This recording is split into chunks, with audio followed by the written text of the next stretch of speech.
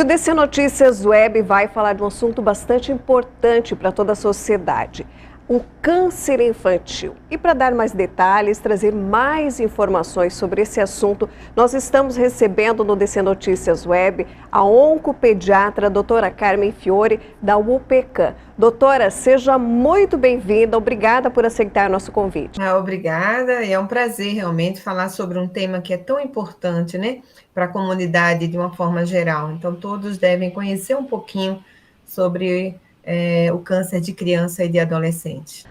Doutora, esse é um dia bastante importante, chamar a atenção da sociedade para o câncer infantil.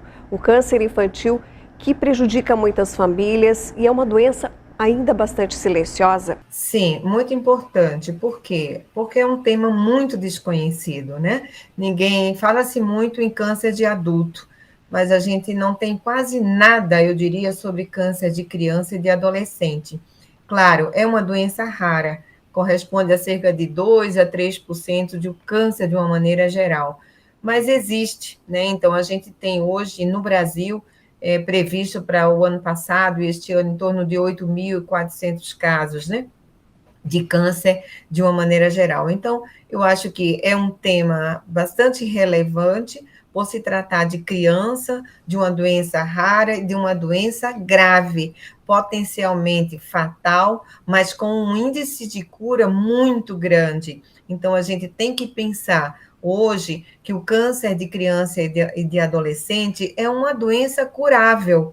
Então, nós precisamos, sim, alertar, fazer essas informações para a comunidade profissional de saúde e também para a comunidade em geral, porque às vezes a gente escuta falar um pouquinho e quem sabe possa ser uma forma de fazer um diagnóstico de uma suspeita de uma criança que a pessoa conheça, parente, amigo, vizinho. Então, isso é importante divulgar sobre esse tema. Doutora, quando se fala em câncer adulto, há evidências dessa doença.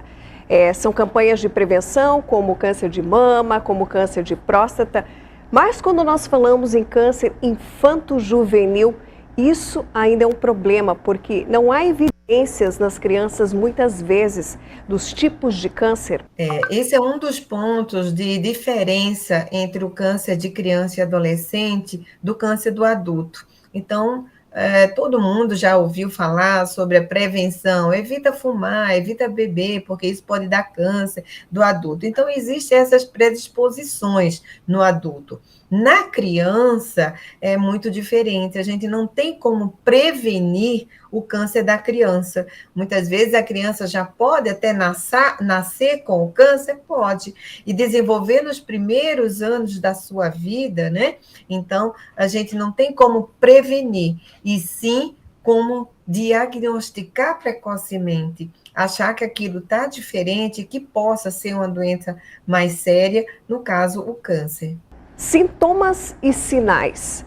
Quando que as pessoas, as famílias, devem se preocupar com esses sintomas e esses sinais nas crianças? Normalmente sim, né? Muitas vezes os sinais e sintomas de uma doença do câncer pode começar se pensando que é um quadro viral inespecífico, que é uma gripe ou que é uma dor de cabeça porque a criança teve alguma outra coisa. Então, muitas vezes o início dos sinais e sintomas se confundem com doenças benignas da criança, um quadro viral, um quadro, né, de mal-estar. Então, isso é comum na criança. Então, como é que a gente pode achar que esses sinais e sintomas realmente estão piorando e possa ser uma doença mais grave? Então, a gente vai comentar um pouquinho de alguns sinais que eu sempre relato, porque eu acho que o pai ou a mãe que está nos assistindo pode realmente suspeitar, ou seja, de uma febre que não se melhora, uma febre onde a criança não está gripada, a criança não tem uma dor de garganta, a criança não tem uma dor de ouvido, não tem nada e tem febre. Poxa, que febre é essa? Então, essa febre deve ser investigada, deve ser levada a criança ao médico. Outro, aparecimento de manchinhas vermelhas no corpo da criança, manchas roxas que normalmente a criança não bateu e a mãe notou aquele aparecimento daquela mancha roxa no corpo dela. Aparecimento de ínguas que começam a se desenvolver não relacionado a um processo viral ou um processo infeccioso. Íngua é uma coisa muito normal em criança, mas geralmente está relacionada a algum processo infeccioso. Então, ínguas que aparecem do nada e que a mãe está notando que está crescendo, esse deve ser investigado. Dor abdominal, a criança começa a sentir dor na barriga do nada também. Às vezes se pensa muito em infecção de urina, às vezes se pensa em parasitose, verminose, que é o mais comum na criança, mas muitas vezes essas crianças já foram tratadas e não melhora. Então, deve ser investigado um pouquinho melhor essa barriguinha dessa criança com exames mais específicos, como uma ecografia, por exemplo. Outra queixa, dor de cabeça. Poxa, qual é a criança que não tem dor de cabeça? Mas toda dor de cabeça vai preocupar o pai e a mãe? Não. A dor de cabeça que vai preocupar é aquela, principalmente, que acorda a criança à noite. A criança acorda, muitas vezes vomita para diminuir a pressão dentro da cabeça, e aí ela melhora, volta a dormir de novo.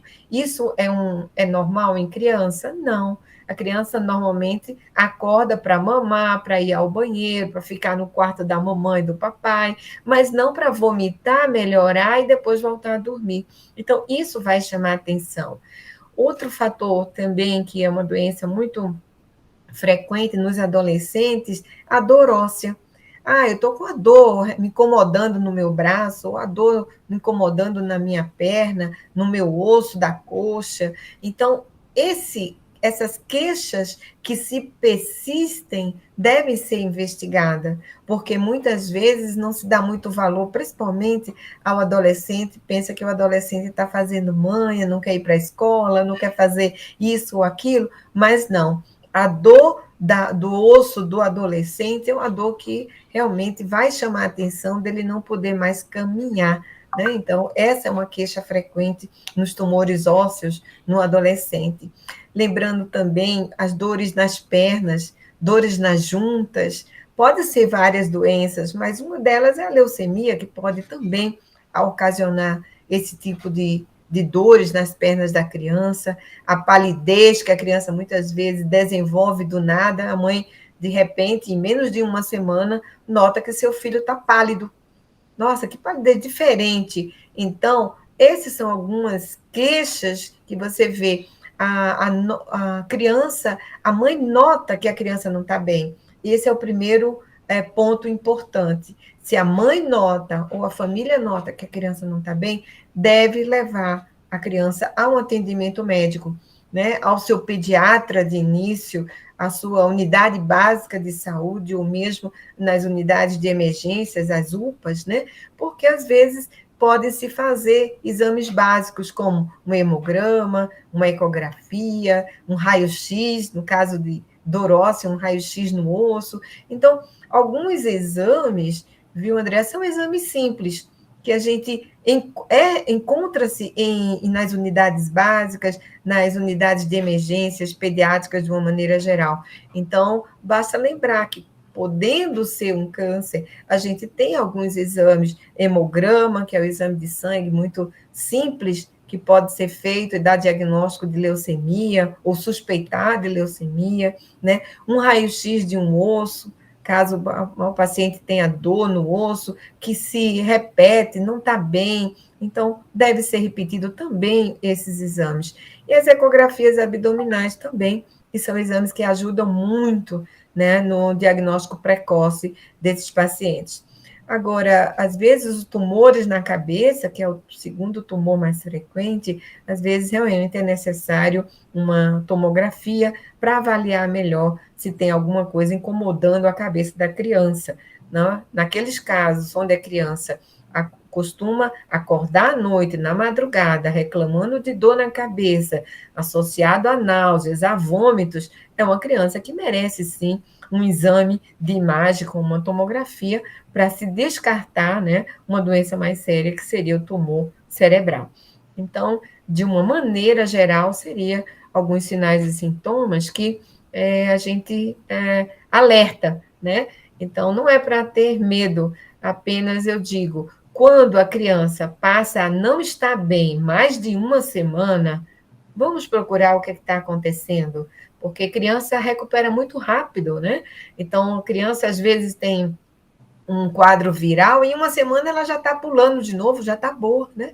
Então, quando a criança, há mais de uma semana, ela já não está bem, a família relatando que ela não está melhorando, então precisa parar um pouquinho e avaliar melhor essa criança, com alguns exames de quem sabe, para a gente tentar descartar, né, ou não, uma doença mais séria.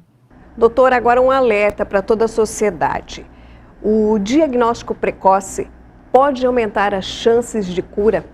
Com certeza, né? Então, eu digo sempre, é mais fácil nós tratarmos uma criança com pouca doença do que tratar uma criança com muita doença.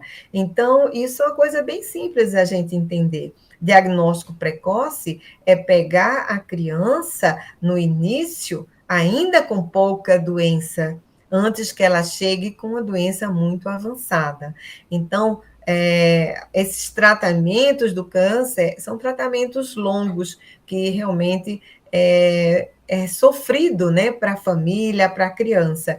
Então, quanto mais rápido você fizer o diagnóstico, vai ser melhor a chance de cura, menor o tempo de tratamento e, principalmente, menor o tempo de sofrimento, né? Então, eu acho que isso é um ponto importante. O tratamento de uma criança pode variar de 6 meses a 2, 3 anos. Então, depende muito da doença, depende em que tempo ela chegou, se o estadiamento dela foi um precoce ou tardio. Então, isso realmente demanda toda essa situação que, para a criança, é muito importante. E o mais importante é que o diagnóstico precoce aumenta, né? Principalmente aumenta a chance de cura. Essa é o que nós queremos, né? Que toda criança tenha o seu diagnóstico e possa realmente ter a chance da sua cura. Então, isso depende muito do diagnóstico precoce e também, claro, de alguns fatores relacionados à própria doença. Doutora Carmen Fiore, oncopediatra da UOPECAM, nós gostaríamos muito de agradecer a sua participação conosco no DC Notícias Web e essas preciosíssimas informações a toda a sociedade, que ajuda muito no combate, nessa luta contra o câncer infanto-juvenil. Doutora, obrigada mais uma vez. Eu que agradeço, eu acho, me coloco à disposição, porque eu acho um tema de suma importância, que a população em geral não tenha medo. Saber que é uma doença grave, uma doença rara, mas uma doença que tem cura. Então, nós precisamos conhecer um pouquinho dela para que os nossos pequenos possam realmente aumentar a chance de cura desses pacientes. Eu que agradeço aí a vocês todos. Obrigada.